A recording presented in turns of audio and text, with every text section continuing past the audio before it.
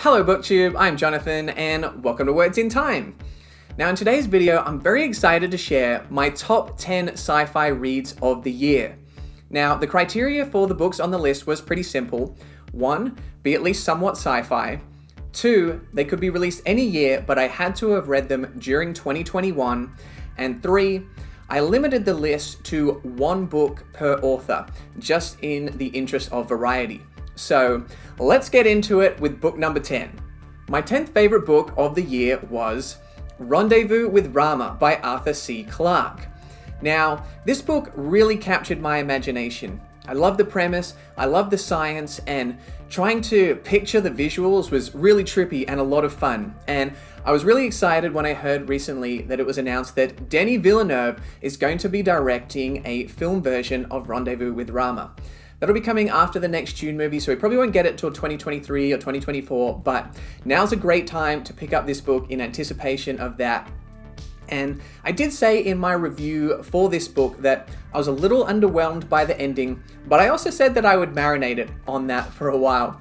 And having thought about it for some more, because this book did keep coming back to me, and the fact that I wanted to think about it more, and it stuck with me, I think makes me appreciate it a little bit more in retrospect. It's still not my favorite ending to a Clarke book, but a very worthy first entry to my top 10 sci-fi book reads of the year. And just in case you were wondering why Childhood's End isn't on the list if there's only one book per author, because I'm a massive fan of that book, I actually read that in December 2020, so just missed the cutoff, but Arthur C. Clarke still represented in the list with Rendezvous with Rama.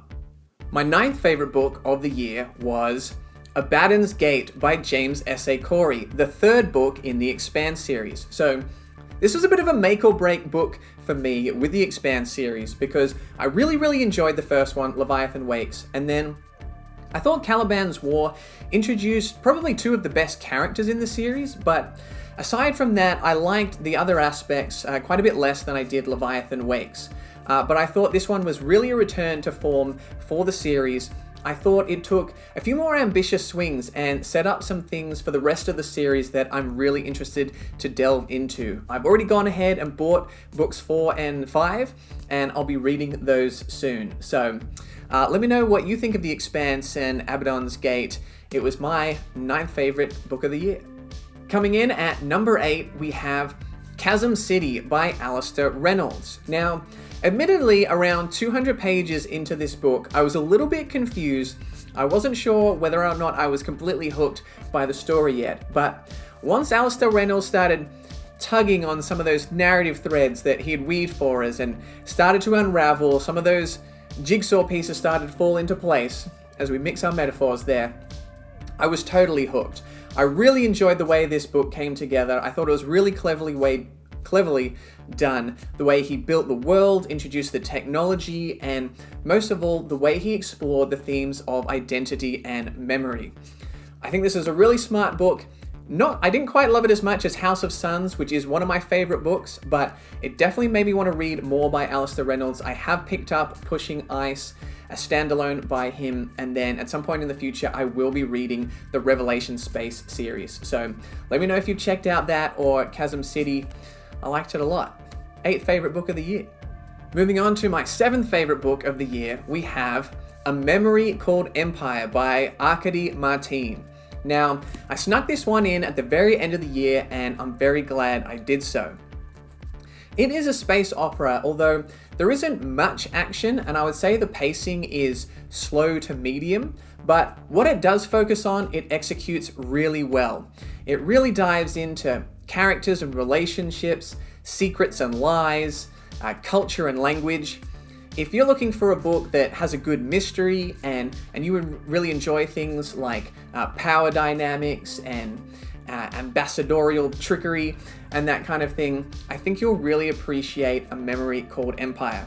I think this might be the only book on the list that I don't have a full review for yet, but that definitely will be coming out in a week or two because there's a lot in here that I'd love to talk about. And I have gone on and picked up the second book in the duology, A Desolation Called Peace. So I'm excited to hear your thoughts if you've read that one. Do you think I will like A Desolation Called Peace as much as I liked A Memory Called Empire? Next, at number 6, we have Recursion by Blake Crouch. Now, if I was giving out an award for the fastest pages read per minute of the year, it would definitely go to Recursion, because I absolutely blew through this book. The pacing is phenomenal, the mystery is intriguing, the sci-fi concepts are thought-provoking and mind-bending. If you saw my I combined 5 authors to create my perfect sci-fi writer video, I did pick Blake Crouch to provide the plot and the pacing, because he writes such engrossing books. They really are page turners, and I love how he is always piquing your interest with clues and red herrings, and he's always upping the stakes. This one didn't quite land for me as hard as Dark Matter did, which I read last year, but they're both absolutely phenomenal. I highly recommend you read both. I think if you read one, you'll enjoy the other, and I'm not sure when I'll get to it, but I'll definitely be reading the Wayward Pines trilogy by Blake Crouch next. Absolutely loved the 2 books I've read from him so far. Cracking into the top 5, at number 5 is Ubik by Philip K. Dick.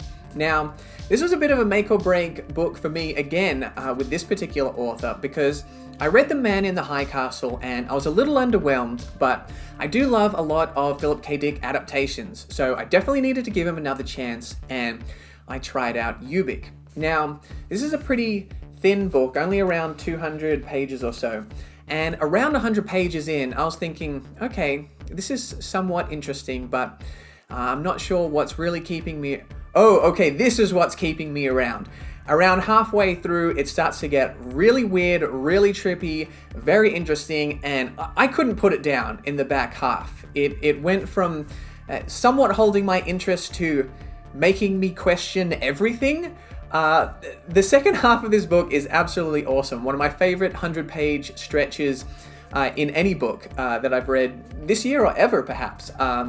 Very, very interesting. Don't want to give too much away because I think it helps if you go in cold. But as a result of this, I'll definitely be reading Do Androids Dream of Electric Sheep and A Scanner Darkly maybe later in the year. So yeah, let me know what you think of Ubik. It's hard to describe. Next, at number 4, we have Endymion by Dan Simmons. Now, this is the 3rd book in the Hyperion Cantos and the 1st book in the Endymion duology. Now, I read the Hyperion duology in 2020 and the Endymion duology in 2021, and of the 2, Endymion, The Rise of Endymion, this was my favorite because it is a really fun adventure story. So it took me back into the world of Hyperion, the universe of Hyperion, which is perhaps my favorite sci-fi universe ever. And we follow these 3 main characters here, Rawl, Aeneas, Abetic, and the Shrike shows up from time to time. And it's an amazing kind of group dynamic. There's lots of world hopping, some amazing sci-fi concepts. The prose is absolutely beautiful, and this has probably the best fight scene in the whole series. The action here got my heart racing. I was emotionally invested. I have really, really fond memories of reading this one.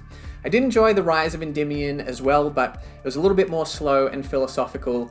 Endymion, a really, really fun adventure read.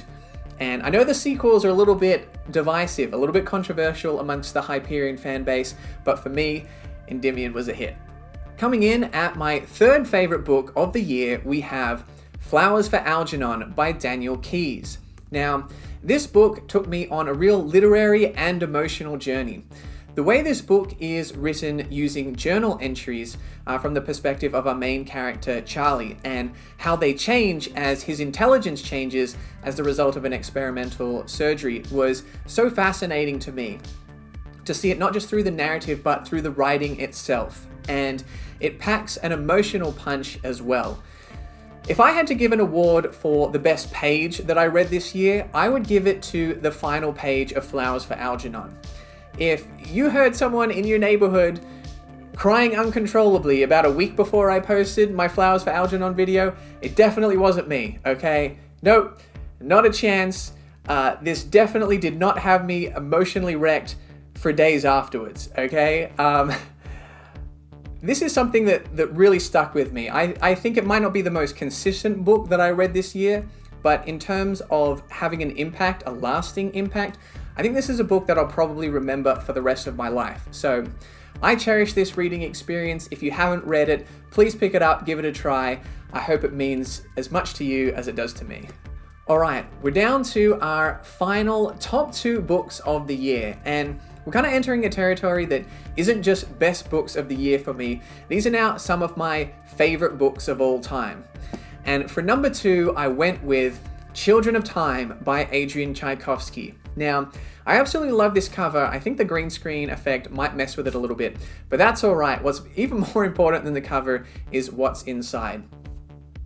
This book did such an amazing job of creating a world. The evolutionary world building in this book is fantastic.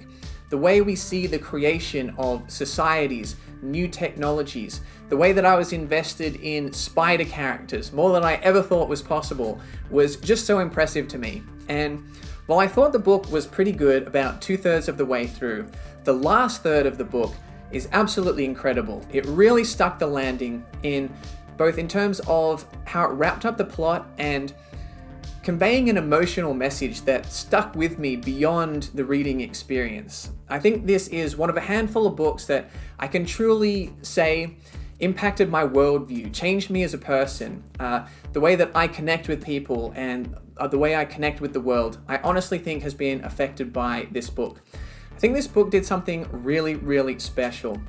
It is my first book by Adrian Tchaikovsky that I've read, and I'll definitely be reading more. I'm actually starting Shards of Earth, the first book in his Final Architect space opera series, tonight. So couldn't be more pumped to read that, get into a big series of his after reading just one of the most phenomenal sci-fi stories I've ever read.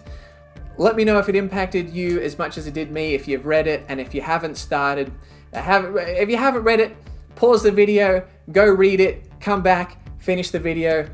That's probably not feasible or necessary, but read it. Read this book. I think it's to accomplish something truly great. So here we go, guys. My number 1 book of the year, Demon in White by Christopher Rocchio. If you have been watching the channel for a while, you'll know that I'm a massive fan of the Sun Eater series, and Empire of Silence, Howling Dark, and Demon in White could have all made the list, but I decided to mix it up, just do 1 book per author, and Demon in White, I will have to say, is my favorite. I think it combined my favorite aspects of Empire of Silence and Howling Dark while taking those sci-fi concepts to a whole new level.